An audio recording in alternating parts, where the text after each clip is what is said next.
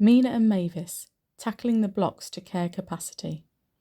We hear that people who need care or support can't get what they need, that care services are stretched and waiting lists are long, that there are no new providers or not enough providers, that people can't recruit staff, including personal assistants, that community groups and services don't exist or aren't welcoming, that there is a need for marketplace development.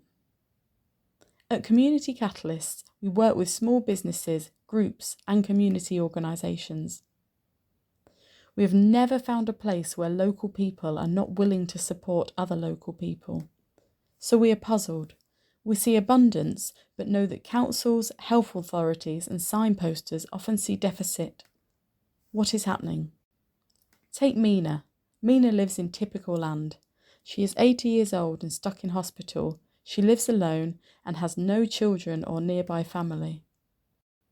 If she went home, she might need some help to rearrange her furniture, shop, cook, and get back to showering on her own with confidence. In Meena's community, there is Billy, a handyman, who is also a carer for his mum. He offers services to older people. Sita, a retired nurse who runs her own enterprise. She offers people help at home and with personal care, but she is exempt from CQC regulation because she works alone. The local community centre, where Meena was an active member of groups and volunteering projects. Between them, Billy, Sita and Meena's friends at the community centre could offer what she needs to come home and get her confidence back.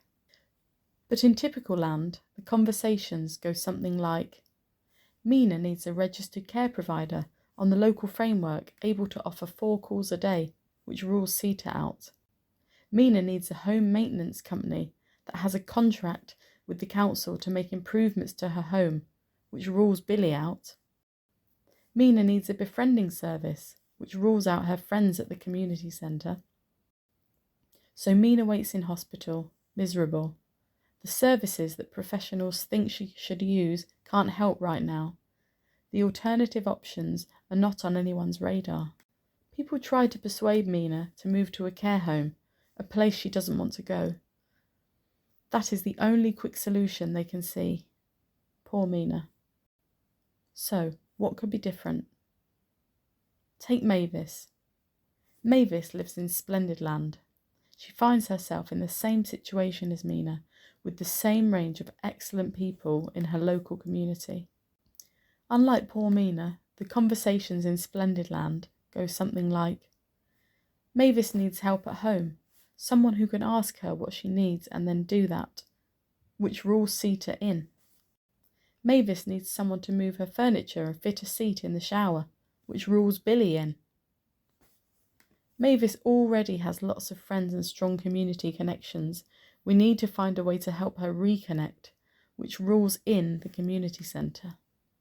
So, Mavis gets to leave hospital quickly to get her confidence back and reconnect with her friends.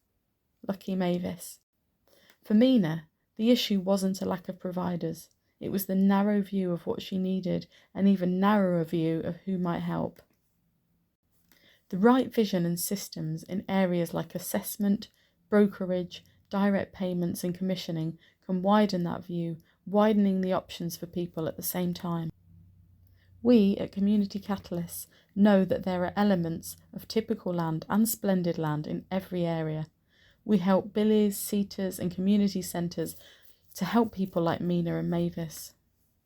The challenge is to get public sector folks, and sometimes others too, to see what might be possible and then work with us to make that happen.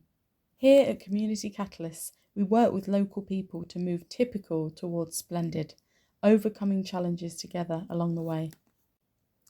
Interested in finding out more? Get in touch.